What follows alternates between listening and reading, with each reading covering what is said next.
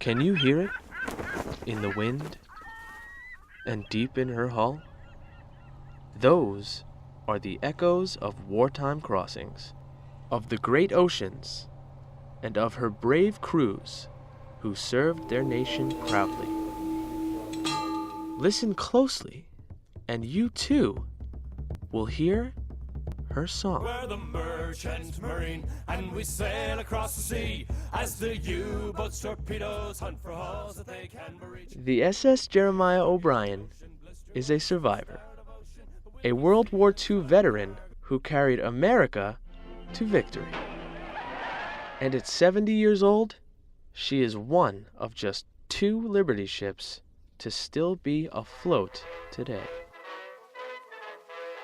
Built fast and cheaply, she is lasting evidence of a time when America's industrial output was unequaled.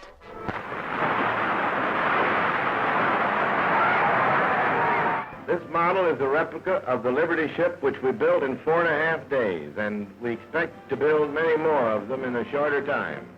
Allie Whalen, ship assistant on the O'Brien Memorial and Museum, recalls the efficiency of wartime production. It was the great push that was implemented by General Dwight D. Eisenhower. And he said, let's build them faster than the German U-boats can sink them.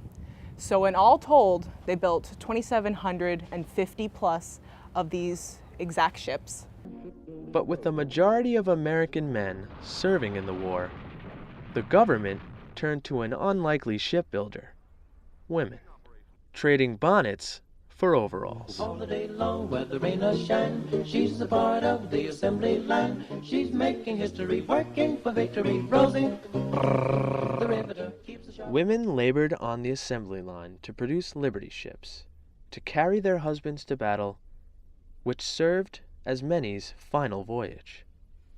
Ship's docent, Angelo Damati, remembers the O'Brien's role in the Battle of D-Day, June 6, 1944. She was in England when the invasion started. She became a troop ship. She went back and forth between England and Normandy 11 times, each time carrying between 300 and 400 soldiers.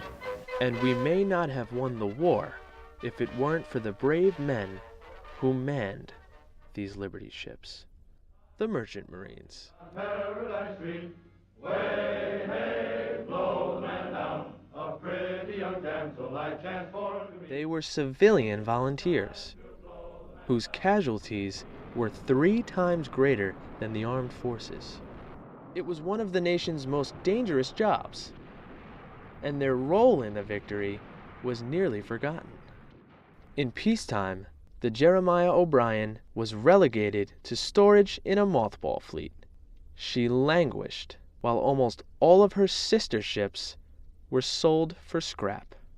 Until 1976, when she was plucked from an almost certain extinction and made the centerpiece of a national memorial.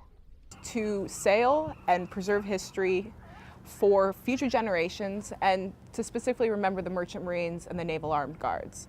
So we sail her in memory of them. Open to the public since 1980, her ship-shape condition today is due in large part to the ship's volunteers. A large portion of our volunteers are sailors. We use all these old sailing techniques, and they are the people who actually understand how to use them. One of those old salts is Tony Cahill. Tony is an everyday warrior. He's a very special gentleman. He can splice metal wire, and that in and of itself is a dying art. Apparently I'm the only guy that knows how to do this.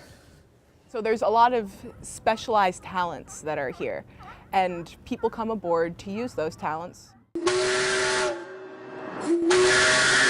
Thanks to their hard work, the O'Brien still slips from her dock to sail the bay 4 to 6 times a year.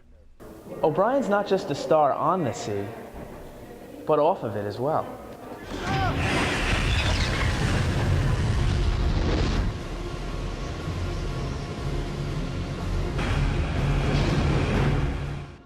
Her engine room was transformed into a movie set for the Academy Award-winning film Titanic, and has been the leading lady in several other productions. The engine is still like new damn near. It's a triple expansion, double acting steam engine. We still have our original piston rings in it.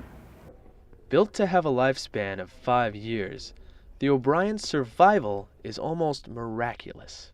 At 70 years old, with an engine that refuses to quit, she's planning a voyage quite like any other. Our goal is in 2019, for the 75th anniversary of Normandy, is to sail this ship back to Normandy. And this final voyage ensures her call to history.